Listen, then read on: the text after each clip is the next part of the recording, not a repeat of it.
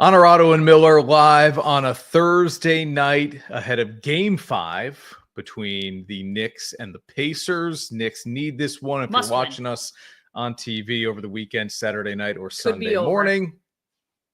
Let it be over. Could be over. Could be still going. I am not rooting one way or the other for the Knicks or the Pacers, but I'm selfishly rooting for a Game 6 because I want some Saturday night plans. I want to watch some hoops. 8 o'clock Saturday night at home. Chilling on the couch. Give me something to watch. Okay. I was going to say, if there's no basketball, we could make other Saturday night plans, which wouldn't be so bad. Yeah, I know. I think I'd rather have playoff basketball. You're such a peach. I know. Chris and Ash, ahead of the weekend here. We are less than a week away from the Belmont Festival, Saratoga Racecourse. We will be live Wednesday night next week, whatever that is, June 4th. Yes. As the Belmont Festival kicks off. I forgot about that and book something. Temporarily made plans and then canceled them after I quickly remembered. Were they good plans? Hanging out with a friend. Okay. Yeah. Depends who the friend is. Good plans. All right. Let's go here on Onorato and Miller.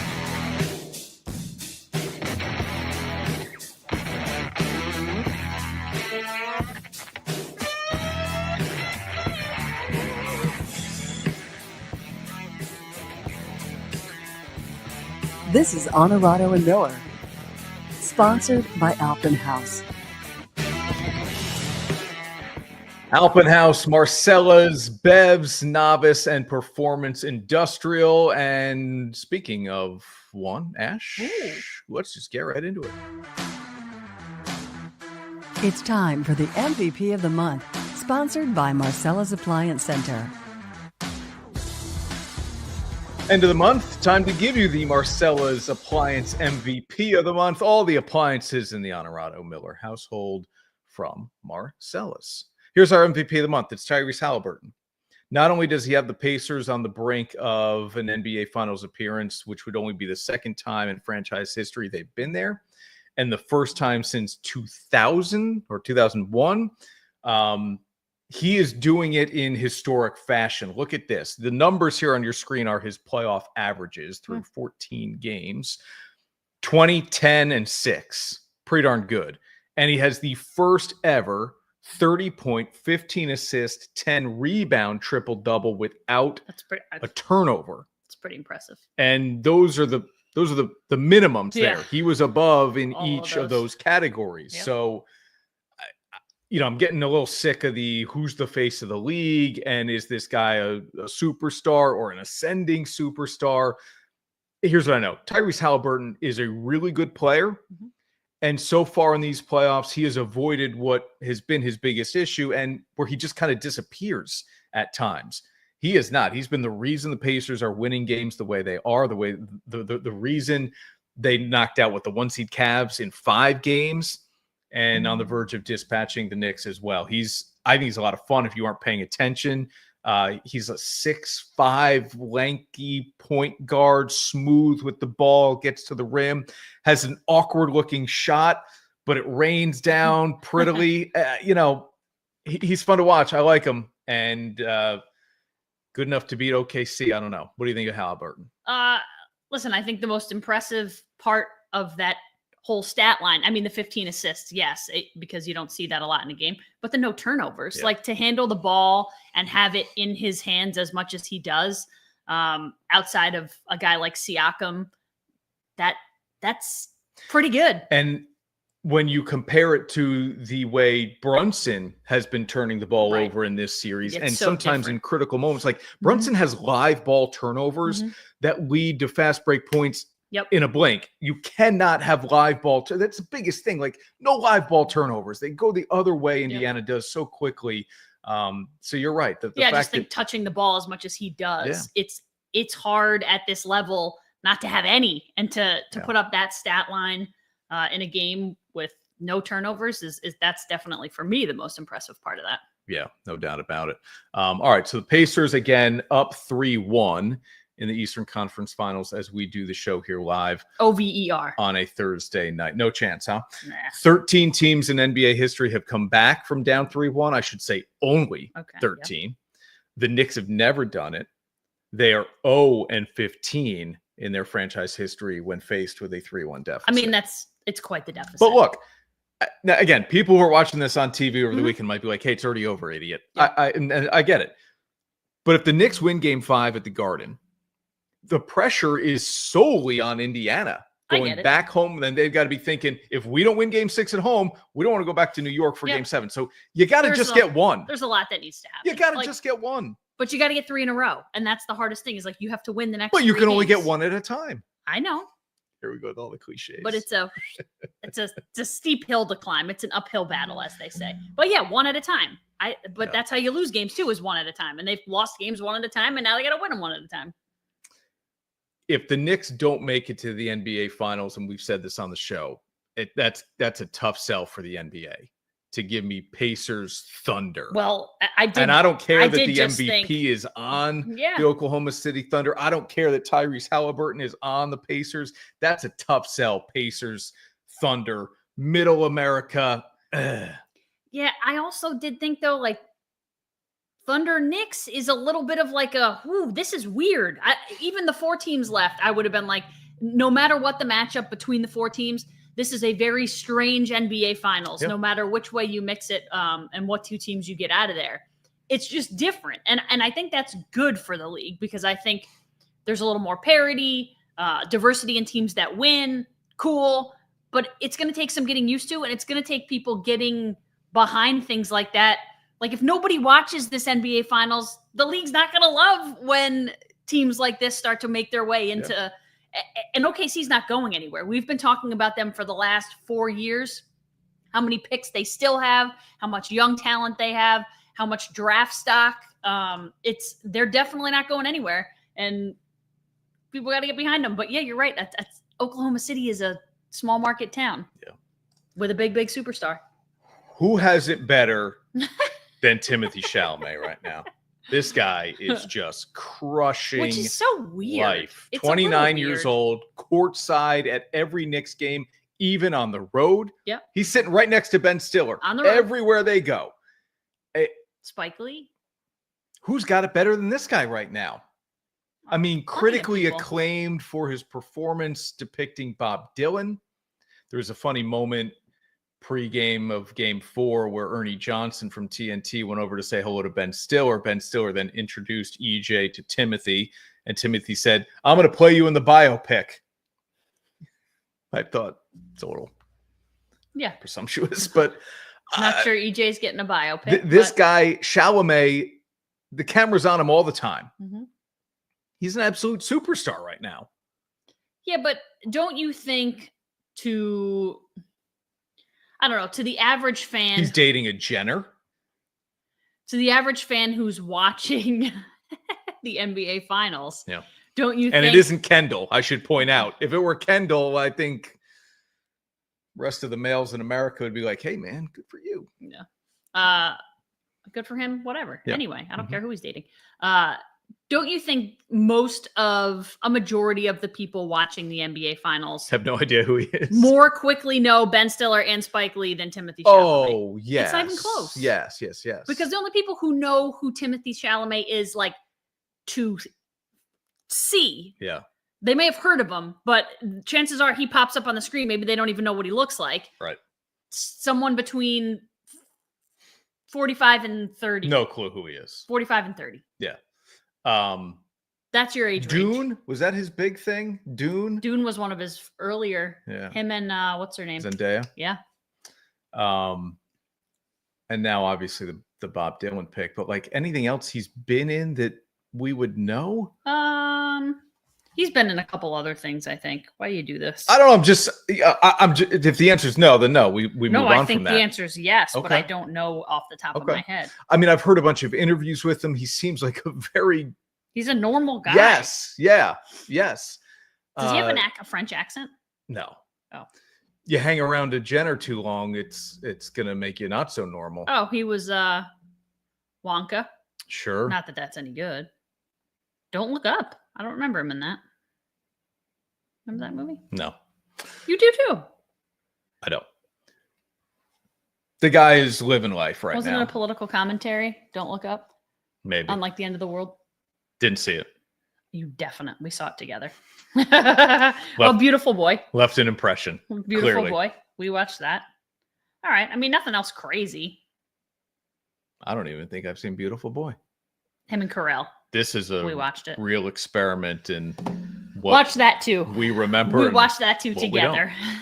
Fun for the people watching at home. Like, hey, this is okay. Let's do something else, Well, people. like normal people. And there's no doubt. Yeah, try to be anyway. All right, we'll take a break here. Thunder beat either the Knicks or the Pacers. Does the opponent matter? No, I would say the Thunder probably win, but I think so too. Yeah. They've been the best team all year. No doubt. They may end up And sometimes being that's the best team when fair it's is all fair. said and done. All right, back in a minute here on Onorato and Miller. Shocking. NCAA wants to expand another postseason. The NCAA tournament was so good this year. Yes, we got all 4 ones. It was so good. That Final Four was epic. So what are we going to do? Throw more teams in who can't win. Great. Back in a minute. Grab the family and get on the water in style with a Barletta pontoon featuring the power of a Mercury outboard motor. You'll be slicing through the waves with a smoother, quieter ride, leaving you to relax and soak up the sun. Whether you're cruising with a family or tubing and skiing, Barletta and Mercury will give you the best ride on the lake. With their unmatched reliability and refined performance, Barletta and Mercury won't let anything hold you back from having a summer you'll never forget. So don't wait. Stop by Alpenhaus Boats and start your next adventure today. Check out our great selection on Route 30 in Amsterdam and online at alpenhausboats.com. I'm Jeff Ukelek. I'm owner of Bevs, and we're a beverage center in upstate New York. You're just gonna have that wow component when you come in, like, wow, look at this place. It's bright, it's clean, it has everything that I need. Consumer is king. Be able to provide them a friendly environment and a place to shop, no matter where they are, whether they're down here in Saratoga or whether they're up in Queensbury. You're always gonna get the same experience when you shop at Bevs. At the end of the day, if you walk in these stores, you're gonna see a lot of people that have a lot of pride. And now, back to Onorato and Miller. Sponsored by Alpenhaus. NCAA President Charlie Baker says in his ideal scenario, the NCAA tournament would expand from 68 teams to 72 or 76. And that You're it could going to add 4 happen more in the play-in? as soon as next year. Where are those teams going? I don't know. 4 more to the play-in? You have an 8-team play-in? But doesn't that And leave then everything imbalanced? Like, Yeah. Listen, I thought the first 4 initially left imbalances, but whatever. yeah, 8 in the first. You just have to play multiples. You have to play like multiple games to get out of the first 4. Yeah, that's ridiculous. Yeah. Well, Or you just eliminate the first 4 and the tournament starts. I don't know. But here's what I do know. It won't matter. This is what I said about the college football playoff expansion. You're just creating more games. You're not creating more opportunities for teams with a legitimate chance to win a title. Those teams are already in. It happened in football. We don't need it in basketball. We saw all 4 1 seeds get to the Final Four. And now in the age of the transfer portal and NIL, you think the 12th team in the SEC can win the national championship? There's no chance. And you think the 4th team in the Southeastern or in the Southern Conference can win? No. You're just the 8th team in the Big East? No. So That would be us. you just want to create more. They're in the ACC. More games. Oh, right. You just want to create more games. And look, Yeah, I understand I'm not, okay, the wool is not over the eyes. Mhm. Anytime we expand any postseason at the professional level or at the collegiate level, it is all money. about revenue. Mhm. It is all about keeping fans engaged for as long as possible so that they continue to go to regular season games, buy merchandise, right? When the Royals were out of it in June, that was bad for Kansas City. We expand the Major League Baseball playoffs, and now you get 7 teams instead of 5 or 4 or whatever it was. Like, okay, yeah, now teams are more, fan bases are more engaged. Teams 69 through 76 cannot win the national championship. No, I agree. They can't get to the Final Four. But you would say that about basically the 5th through 16th seed of every piece of the bracket. I don't think 90% of the teams cannot win a national championship that are in this tournament. Look, occasionally we get like an 11 to make a run, and that's But that's not a qualifier. Win a national championship? Well, no, most likely not. Okay. Robert Morris can't, and all these other teams who are getting in as 16 seeds, they can't win a national championship. Yep. Good Legitimate. point. Good point. Okay. Teams 69 through 76 did not earn a right to play in the NCAA tournament. The playoffs and an NCAA tournament, these are privileges. They're not rights. You have to earn your way in. And when we already have automatic bids that go to teams with an under 500 record, that should be the first sign that, okay, we've maxed out here, right? We're awarding automatic bids to teams that win their conference tournament. And but still, they're 14 and 17. At least you're winning your conference. I'm tournament. Okay with that. You get one in. If you're the privilege. team that is in a one bid league and you lost to that 14 and 17 team, you're out. I get it. Goodbye. Those aren't the teams that are getting in. You're not getting a second team from the America East or the MAC. I don't know. What look, Vermont could go, 20 and 6, right? And lose in the America East championship game by a point. And the committee says, it's a 20-win team, bad league, but yeah, I don't know. You got to find 76 somewhere. You're more likely to get a 5th and 6th team out of the ACC, an 8th, 9th, and 10th team out of the SEC, a 6th and 7th team out of the Big 12 or the Big 10. You're more likely to just get more teams out of the big conferences. Yeah. I don't disagree. Because these big conferences now are so big. Yeah. I also think expanding this and I'm not for it. It's stupid. It's already too big.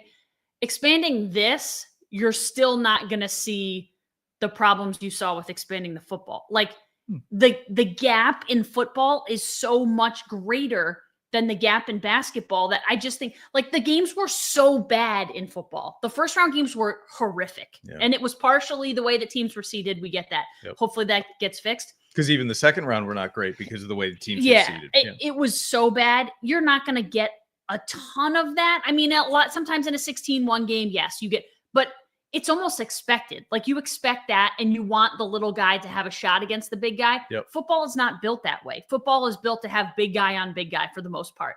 I know expanding to more teams changed the kind of the identity of football, but you're still going to get better games. I think more competitive games in basketball.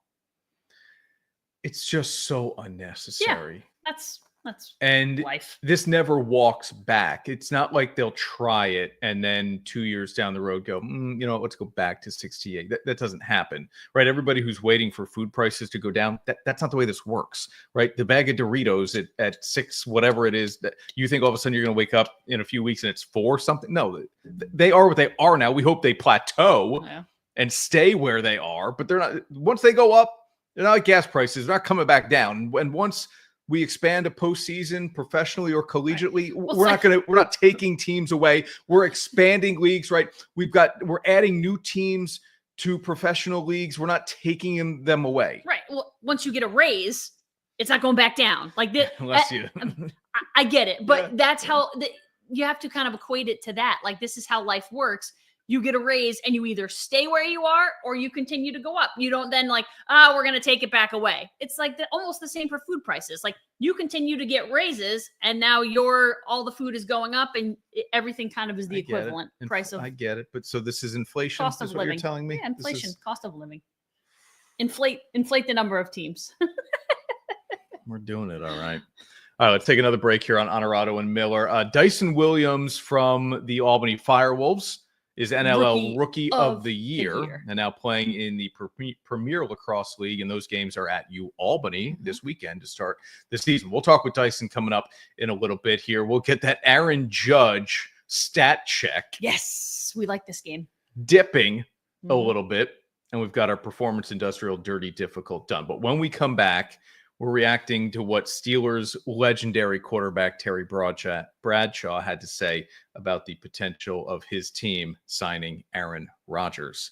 That's next back in 45. At Marcella's Appliance Center, our commitment is to you, providing essential appliances that families depend on for cooking, refrigeration, cleaning, and sanitation, plus appliance repair. You can have peace of mind that Marcella's is here for you today and every day, like we have been since 1957, helping you make the right choice with trusted brands like Whirlpool, Maytag, KitchenAid, and many more. Shop Marcella's Appliance Center in-store, online, or by phone. We're here for you. The great thing about Novice is no matter who you are, they're going to put all the detail in the world into your brand. I feel like they have been a big part of my success, making me feel comfortable. This is Harrison Butker, Super Bowl champion kicker for the Kansas City Chiefs. Claim your crown. And now, back to Onorato and Miller. Sponsored by Alphen House. Alphen House, Marcella's, Bev's, Novice, Performance Industrial. Okay, Ash. Terry Bradshaw, broadcaster, legendary, 4-time Super Bowl champ. Yep. Pittsburgh Steelers, won them all in Pittsburgh. Here's what he had to say about Pittsburgh's interest in Rodgers. That's a joke. Bring him in for 1 year. Are you kidding me? That guy needs to stay in California. Go somewhere and chew on bark and whisper to the gods out there. I love people like this. Well, he's so old school. He used to take hits and he just is done. Like, he's so done with this guy. He's like, this dude has 1 Super Bowl. I won 4. Yeah. He's just a weirdo. Like, and he's just going to tell it how he thinks it is. I don't know if he's telling it how it is, but how he thinks it is. Yeah. And this is like, most people in this world where you reach a certain age and you just say whatever you want. It doesn't matter. Yep. It's true. He's gotten to that point. He's gotten to that age where it's like, you say whatever you want, and maybe people excuses your age. Maybe people hold you to it. Maybe people just chalk it up to you again being But it's pretty awesome. The Steelers are going to sign Aaron Rodgers. Well, they have no other choice. Who else is going to play quarterback for them? And then, I don't know. Maybe a guy like Kirk Cousins, who hasn't reported to Falcons camp. It's going to cost them. Maybe one of the guys who gets discarded by the Cleveland Browns, be it Joe Flacco, they won't bring Kenny Pickett back. They won't do that. Yeah. Maybe, right? So I don't know, but it feels like it's going to be Rodgers, and yes, that it has to be Rodgers at this point, unless Aaron continues to wait, and then we get a significant injury to a quarterback on a real contender. Right. I know Pittsburgh makes the playoffs, but they're not a contender to win the Super Bowl, even if they sign Aaron Rodgers. Now, there's only one part of this statement from Bradshaw that I kind of disagree with. I don't know that it would be a 1-year thing for Aaron. I could see him playing 2 more. But are they going to sign him to a 2-year deal? Yeah, I think they probably would, and it would be like an option after, or all the guaranteed money would be in the first year only. Yeah, so effectively, right, it'd be a 1-year deal. But I could see him signing on for 2, and then he runs them through this again next offseason. Like, it's uncanny how, aside from the off-the-field legality stuff, how he is following Brett Favre's pattern, right? Where it becomes an off-season drama every year. Is he going to play? Is he not going to play? He was with the Jets. He wanted to go to the Vikings. I mean, it's so bizarre. And so I think I could see him almost holding the Steelers or another franchise hostage again next offseason. But do Bradshaw and Rodgers have to get along? No. Who cares? But it is kind of funny that, Terry would take this shot at Rodgers. I love when Terry takes shots. I like when Jimmy Johnson took shots. I like when any of the old guys take shots, because it's coming from a place of like, they care so much about their team, number one, whether it's Jimmy and the Cowboys or Terry and the Steelers, but also the game. Like, they care about the game, the integrity of the game, and just like going out and playing football. And it's exactly what Aaron Rodgers doesn't do. He does everything under the sun, and then he finally goes out and plays football. And even after that, he still kind of talks in the in-between and causes problems, and everybody's talking about him all the time. I think it's just kind of like, okay, shut up. It's not about you. It's about the team. He wants him to go chew on bark. whispered to the gods. I don't think it's going to help him, Terry. Pretty funny. Yeah. It's so good. Yeah. That's a great quote. Mike James. What's up, How about Mike? it? Been a while, Mike. Thanks for checking in, man.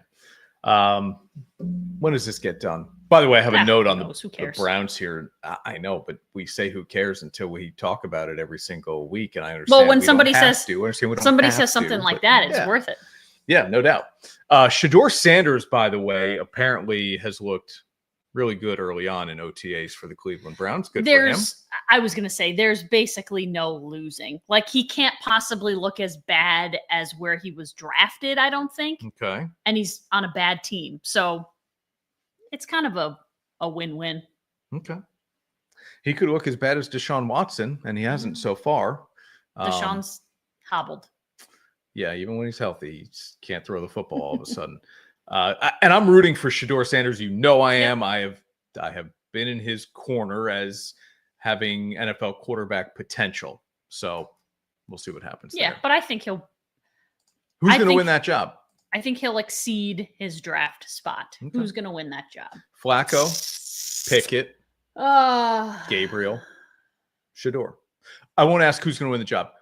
Who starts the most games this season? I think Flacco starts week 1 unless the Browns trade him because they have something else in the works. I think Flacco starts week 1. Who starts the most games this year? Shedeur. I think so too. I think he goes in like week 5 or week 6 and they just ride him the rest of the way. Unless they're going to start splitting time between Gabriel and Shedeur. Right. Look, you drafted possible. Dylan Gabriel in the third round. Yep, Can you skip him? I guess if you just decide in practice he's not ready and this guy is, so maybe you do both. Maybe you give him both shots. Like if you're not going to win, here you go. Good luck. Yeah, I could not, Mike. I couldn't do it. Too soft. Oh yeah, there's nobody softer than a quarterback. Nobody's softer than a quarterback, and I certainly couldn't do it. Michael, like this next topic here. Judge is still first in average, but that's a far slide now. I know it's only 9 points, but in the season, it gets tough. Yeah, it gets tough. 18 homers. He's 2 behind Shohei Schwarber, hit number 19 today. Again, live on a Thursday. Somebody else with 19 also. Judge has 18. He's third. 47 RBIs, fourth now. He was first in all these categories, still number 1 in hits. Yeah, basically now you have to go 2 for 4 in games to get to 400, which is tough. Hard. But I think what's most impressive, the Yankees have won 9 of their last 10, and I think what's most impressive has been the pitching here. Look at this. It hasn't been the offense. They're giving up fewer than 2 runs a game in this 10-game stretch. They have multiple shutouts. And again, won 9 of 10 and a 7-game lead in the AL East. Multiple shutouts. I think 1 or 2 of them was like 1-0. Yes, 2 of them were 1-0. You're right. Crazy, which means not bringing the offense, but good thing the pitching has showed up. Didn't see this coming for me. Garrett Cole out for the year. Dyson Williams, a disaster at the back end of that bullpen. A disaster is right. Carlos Rodon has started to prove really that he can take the ball and be a big game pitcher, and he's been very, very good. And the rest of them you just do enough to get the job done, but you're going to do it without your best pitcher for the whole year. So, yeah. And then does this make Yankees fans feel good? It makes me feel good. Soto struggles here, $765 million, whatever he's getting paid over 15, 16 years. He's for his last 16. He's hitting 224, 8 home runs, 25 RBIs, and 50. He'll be fine, but maybe not this year. Yeah, but overall, yes, he will be fine. It makes me happy. I mean, look, when the Mets made that signing, I did think, they're going to regret it. Mm-hmm. But if they win a World Series in the first 5 years, they'll find a way to justify it, right? But it's been ugly. It's been ugly for Soto to start here. Mike says he better parlay 60 homers Ohtani, 50 Soto, 40 Vladdy. Oh, I see. Judge 60, Ohtani 50, Soto 40, Vladdy 30. I don't think so, Mike. I don't think Soto's going to get there for you to hit 40. I don't know that Vladdy gets to 30 either after his big payday. Yeah. But the Mets are still right in it there in the NL East too. Yeah. All right. Dyson Williams of the Albany FireWolves and now the Utah Archers of the PLL next here on Onorato and Miller, fresh off his Rookie of the Year award. Life is about making memories. It's about sharing special moments with those we love and cherishing those moments forever. So whether you're gathering the family around a new patio set or grilling a meal they'll never forget, we can help you design a space that is as beautiful and as special as the memories you create. Visit Alpenhaus on Route 30 in Amsterdam and Clifton Park Center, and let us handle the heavy lifting. Take advantage of free local delivery and we'll haul away your old grill or patio furniture. At Marcella's Appliance Center, our commitment is to you, providing essential appliances that families depend on for cooking, refrigeration, cleaning, and sanitation, plus appliance repair. You can have peace of mind that Marcella's is here for you today and every day, like we have been since 1957, helping you make the right choice with trusted brands like Whirlpool, Maytag, KitchenAid, and many more. Shop Marcella's Appliance Center in-store, online, or by phone. We're here for you.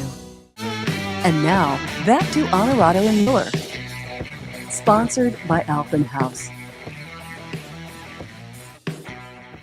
We say it all the time, and it's no joke. The NFL has no off season, but I know that there are a lot of professional lacrosse players who would say, hey, look over here. No off season here either. From the NLL season right into Premier Lacrosse League action, and it is this weekend at UAlbany, Friday night, Saturday afternoon, and the NLL Rookie of the Year will be at Casey Stadium playing Saturday afternoon at 1 o'clock, part of the Archers, and Dyson Williams is our guest here on Onorato and Miller. Dyson, first of all, man, congratulations on Rookie of the Year. We'll talk PLL here in a moment, but I don't know if it was like the worst kept secret or if you expected it, but when you finally do find out that you are Rookie of the Year, what do you feel in that moment? Yeah, it's obviously a cool moment, and definitely, feel very, fortunate for, where my career has taken me. Obviously, have a lot of people to thank with my, my family and all my coaches over the years, helping get me to where I am, especially, my dad being a big part of that, growing up watching him play in the league for so long and just soaking that all up. It's a cool kind of, welcome to the league, and it's nice to know that I belong, and just now that the first year is out of the way, it's just exciting to get back and just chase a playoff run with the boys and keep it going with the FireWolves. But the rookie class this year was outstanding in my opinion, and any of the guys could have won this award, and I was fortunate enough to play alongside Adam Patra for a lot of my life and back home in Whitby. And obviously playing with Brennan at Duke for 5 years. So it's, obviously cool getting to share kind of that with them. And, they, all the rookies, that were, in consideration have very bright futures in this league. So I'm just, lucky enough to, be, part of that class and, move forward with them in this league throughout our careers. You had all rookies in those major offensive statistical categories anyway. So anybody who saw your first year or just looks at the numbers would say, what can this guy really improve on? You want the record to improve from a team standpoint. Obviously, we get that, make the playoffs next year, that type of stuff. But as you approach off season for box lacrosse, what are you targeting in terms of what you'll work on? Yeah, I think it's a consistency thing, and just, feeling, comfortable in this league. Every single game, you can't take a night off in this league because you're going up against the biggest, fastest, strongest defensemen every week. Great goaltenders. So I think that being consistent with your shooting and just showing up and not taking an off night is big. So I think that the biggest thing I can take away from this year is just 18 games of experience. I didn't have that going into my rookie season. And, coming off of, college field season and a professional field season, I hadn't played box in a while. So it was good to get back in the mix and get a taste for it. So I'm super pumped, obviously, to, feel like I can, come back faster, come back stronger, and, just help the FireWolves in any way I can, on the offensive side of the floor when I come back in the fall. Is it more difficult going from outdoor to indoor or indoor to outdoor? Yeah, I don't know. It's I don't look at it as difficult either way. I think that I think I just look at it as fun, getting to play both disciplines of the sport. Growing up watching, both versions. Obviously I've been a part of box lacrosse for longer. But playing at the at the highest level in D1, I getting used to that, and then seeing, my former teammates make it to the PLL, and now, getting the chance to do that as well. It's, I get the best of both worlds. And I think that, I see a lot on social media about, people picking sides. What league do you like more? I think it's like, why can't everyone just enjoy lacrosse? It's a great sport, and both versions are, have their major differences, obviously, but at the end of the day, it's I think it's tons of fun to play in and tons of fun to watch.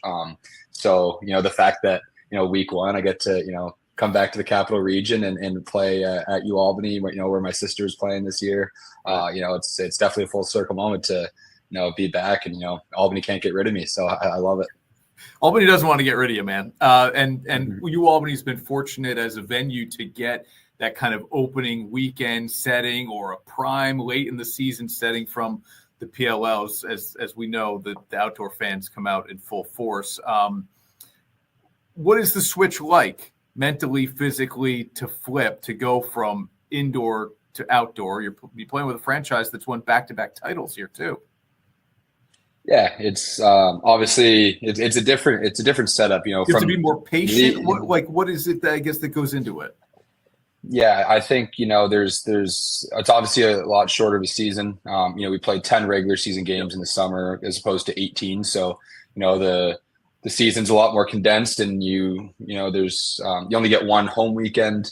So we're obviously playing with the Utah Archers. We only get to play in Utah one weekend. We get 2 games there, so it's more of a still that tour-based model where we're on the road pretty much every single weekend. So that's different, and obviously going from playing indoors in the wintertime to outdoors in the summer when it's just sun's shining and it's beautiful to play in, but you definitely got to adjust back into playing with the humidity and all that. So I know it's both are obviously lots of fun and tiring. Definitely the NLL is very, very physical. I think that box lacrosse, just being playing in tighter quarters for the entirety of the game, you're going to probably feel a little bit more banged up. Yep.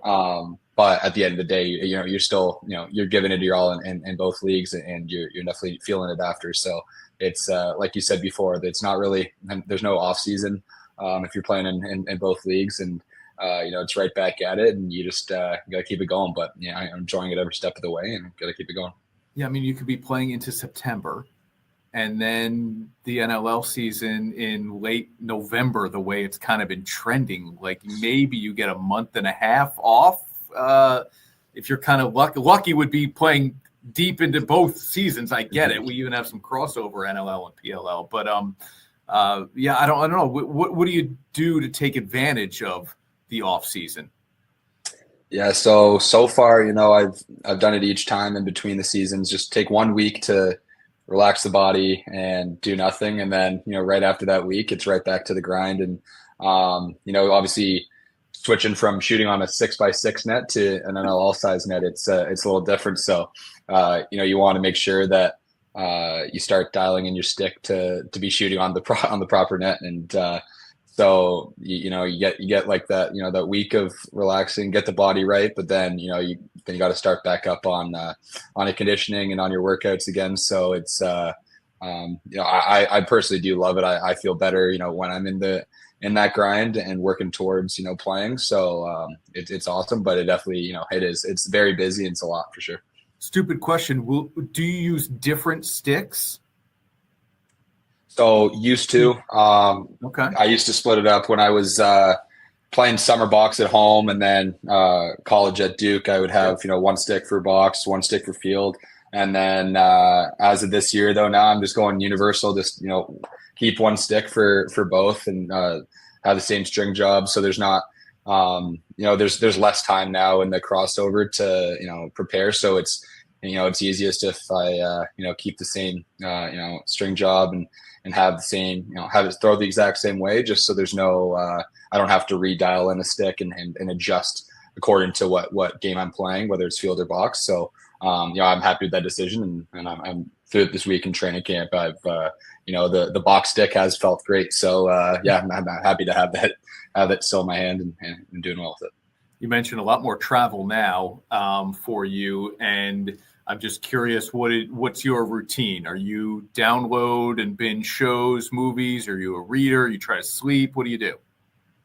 Yeah, I think I've done a lot of travel over the years, so I'm good at sleeping on the planes. And if I can, I'll do that. If not, I'll usually download some Netflix.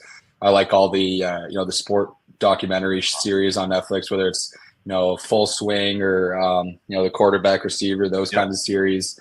Watch those and kind of, you know, I like to learn about, you know, other, you know, pro athletes and can kind of see what their routines are like. And, you know, I think it's, you know, obviously very entertaining from that standpoint, but also I think you can, you know, soak in a lot of it and learn about, you know, different tendencies, different styles of routines. So I personally love that kind of stuff. So that, and then lots of music. So yeah, I like to, you know, keep it fresh, but yeah, it is week in, week out. It's a lot of travel. So you get used to it and make sure that you have enough stuff to cover up your time.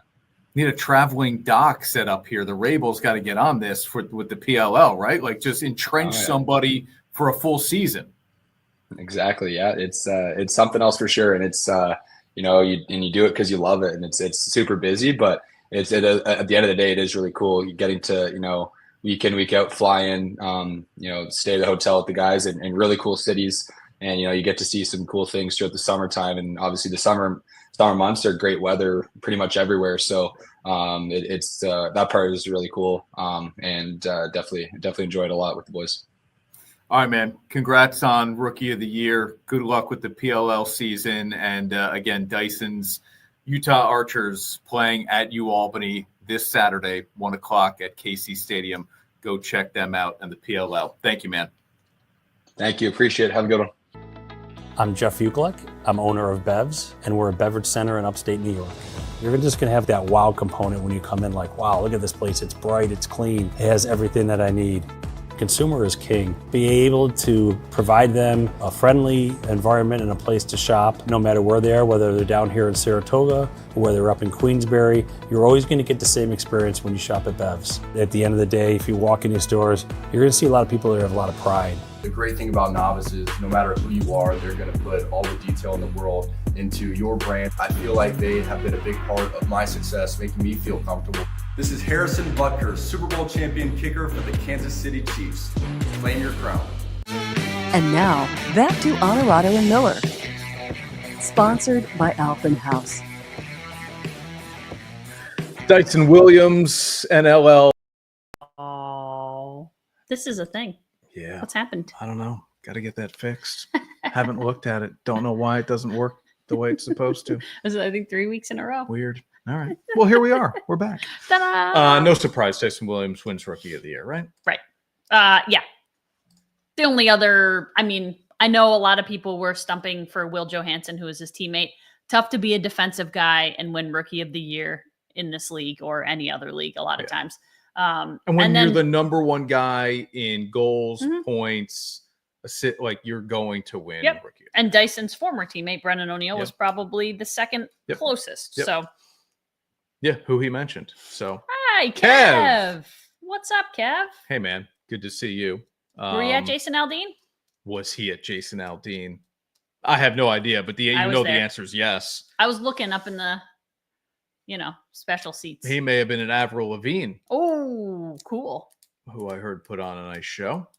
But sure she did. Kevin Hammond will not miss a country concert all summer. Oh, there you go. It was pretty good. I was there. Yeah.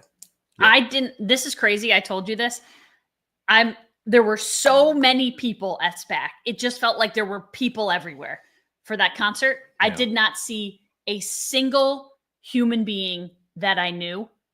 And it was crazy, incredible. I was almost trying to find someone I knew. I didn't see a single person I knew. Like, not even to be like, oh, hey, I know that person. I don't know how, or I don't know their name, but I know them. Not a single person. It was amazing. I mean, amazing, but just kind of incredulous. Kev's wife and his daughter were at Avril. Okay. You'll be at Thomas Rhett, Kev. I know you will. And so maybe we'll see you there. Yeah, maybe we'll see you. Trying to work our way into SPAC. Yeah. Thomas Rhett. See what happens. All right. who we know. Yeah, exactly. Not always easy tickets to get. The worst possible news. Well, not the worst possible news. Yeah, not the worst. The worst possible short-term news for the WNBA here is that Caitlin Clark's going to miss at least 2 weeks, at least 4 games. That's good news. It's only 4 games. But the Fever play 44 games this year. 40 of them were scheduled to be nationally televised. Incredible. She's already missed 1 game here. And one of the 4 will be in Chicago against you-know-who. Bummer. And the Sky. So that hurts the league and the product and the rivalry and all of that stuff. But all things considered, a left quad strain for Caitlin Clark. And if she only misses 2 weeks and if she only misses 4 games, look, if you're the Fever, you hold her out as long as necessary. No doubt. Right? There's no reason to rush her back. What I thought was cool when I saw that she was going to miss some time was the first game she's ever missed since she started at Iowa. Oh, I was going to say, she hasn't been in the league that long, Chris. So 4 years at Iowa. Okay. And now her second season pretty good. in the WNBA. She's never missed a game before. It's pretty good. Yeah. I mean, that's 5 years of basketball that she wouldn't have missed a game. Yeah. Are people not going to watch a game that's broadcast on ABC or wherever because Caitlin Clark is injured? We're going to find out. Yeah. Yeah. I think that like people might be the case. Yeah. But people have young kids and they're like, hey, is Caitlin Clark playing? No. Okay, well, I'm going to go outside and play. Right? Like, yeah, maybe kids are into it enough. Like, maybe kids are into it enough that they'll watch. But you know what I saw the other day that was really cool? With Paige Beckers in Dallas now, there are kids, they were young boys who had T-shirts, I think they were made, and they were called like Paige Boys. And it was like her face or her, image on the T-shirts. And there were a whole bunch of them. I thought it was so cute. Yeah, that's good. So cute. Diana Taurasi said she thinks Paige Beckers will become the best player in the league. Okay. And I don't think Caitlin Clark is the best player in the league. I want to be very clear here. It's Asia Wilson. But Beckers has a game that feels more well-rounded than Caitlin Clark's. Yeah. But I think Sabrina Ionescu has a more well-rounded game than Caitlin Clark too, right? Doesn't mean she's a better player. I think Paige has, and Caitlin Clark has very good vision, court vision. I think Paige Beckers has, maybe she has the best court vision in the league already. Like she came in, she made a 3/4 court pass. I think it was like no look and just fired it up the court. Like that's the kind of stuff that you can't teach and that she will just inherently be better at than other people.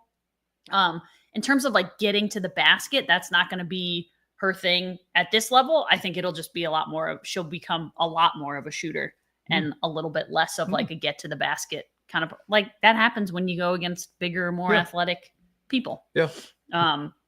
But she's super adaptable. She just takes what you give her. And that's not always what Caitlin Clark does. She doesn't always take what you give her. She sometimes just continues to do she continues to do what she shouldn't do. Beckers is not that kind of player. She's a little bit more of like a cerebral player in that way. And now, Dirty, Difficult, and Done. Sponsored by Performance Industrial. Our guy Bill Miller and his great squad at Performance Industrial, your Dirty, Difficult, Done. Ash, you're up first. All right, I'm up first. The level of softball played in the College World Series, Women's College World Series, is dirty. Listen, the level of softball played in super regionals and regionals and at high levels of the NCAA is pretty filthy at this point. But this, in my opinion, I'm a former softball player. I love the sport. I can't get enough of watching it. But if you turn on the TV right now, you see the Women's College World Series and not the Men's College World Series. You've seen more coverage of super regionals and regionals in this sport than you do in baseball. And I think it's just because, like, first of all, it's fast, which is helpful. It's fast. It's fun. People are into it. The atmospheres are great. The stands are packed in all these places. But the level of softball is incredible. And it's just continued. It has done basically what the WNBA has done. It has continued to just on this upward trajectory of offenses have exploded because 10 years ago, 15 years ago, it was all about Kat Osterman and Jenny Finch and Monica Abbott and pitchers who could just completely shut people down. People don't do that anymore. What did they change in the sport?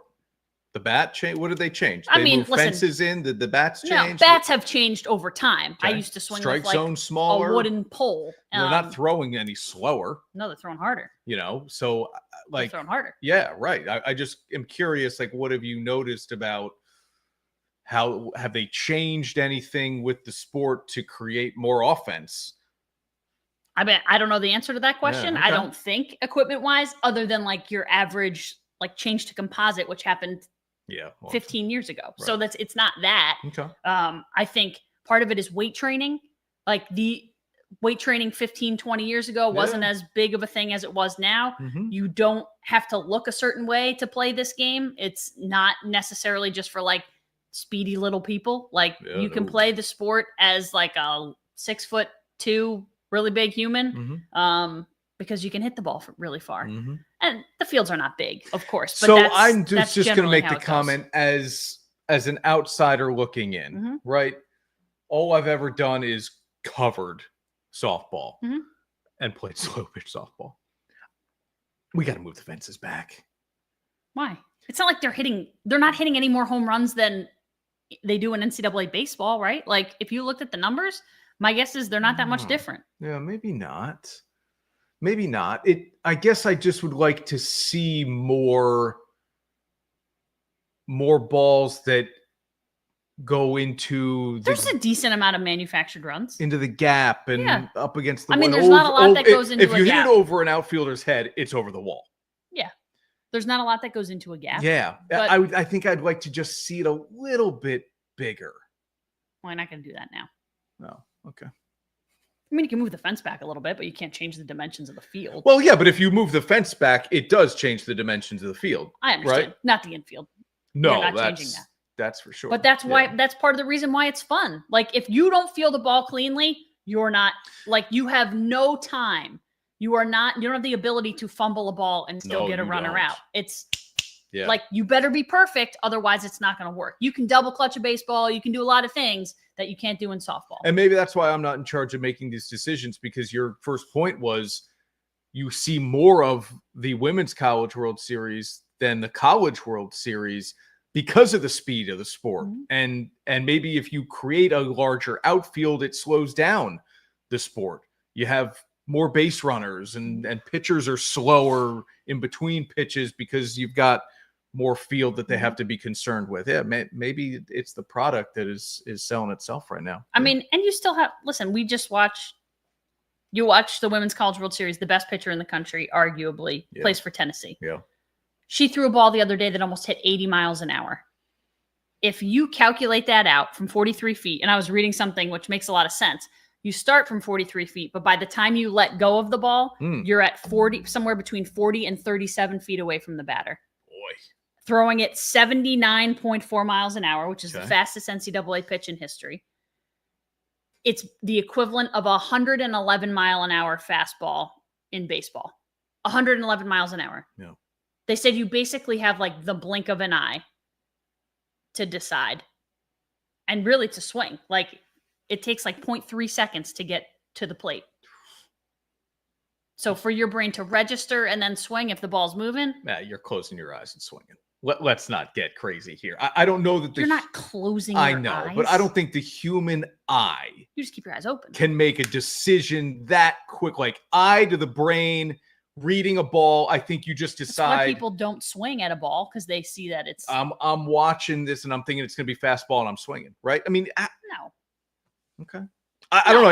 I think you have to think physiologist to tell me that a human could actually compute quickly enough to make an educated decision on it, as opposed to otherwise they wouldn't hit it. I'm in a hitter's count. I'm ready for a fastball. I'm swinging. Right? Yeah, but you have to partially like there has to be some hand-eye. Oh, of because course. like you're swinging, if you see a ball here, you're going to swing a little higher. You see a ball, like there has to be something that says like, okay, I think this is going to be in the strike zone. Yep. I'm going for it. Yep. Or the way it comes out of her hand or starts to rise, I don't think it's going to be in the strike zone. I'm not. Yeah. But once you swing, you actually have to swing at the ball. So you got to be looking at it. Well, I get that.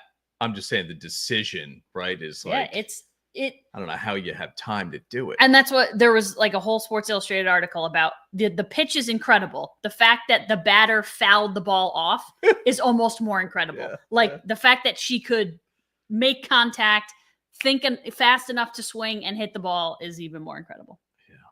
Wild. It's fun. This is a disaster. And it has so us funny. wondering, is Alex Ovechkin done after next season? Because an email from the team to season ticket holders declared it the last year of his career. Now, whoops. OV said, I'm coming back next year. He's going to turn 40 in September, I believe it is. Yep. But he had 44 goals, and that's in spite of the fact that he broke his leg this year. He was third in the NHL in terms of goals scored. He obviously broke Gretzky's record this year. He played well in the postseason, although his team did not. And so it would be reasonable to think he's going to walk away after next year. Sure. This is so good, though, because I said my argument here is, okay, here's the deal. This email isn't even drafted if it's not true. Like, I just don't, there's no real rush to get this email out for when he decides. So I don't know if it's not true. Why are you even writing it? And your like, point is that this emails. was written. It's not like it was written the day that it was sent. Right. Because Ovechkin almost 2 weeks ago said, I'm coming back. So why 2 weeks later almost would somebody within the Capitals organization write an email and say, hey, it's going to be his last year. Here we go. Like, right. I'm with you. It's been sitting in the bank. But the only reason it sits in the bank is because it's true. For me, that's it.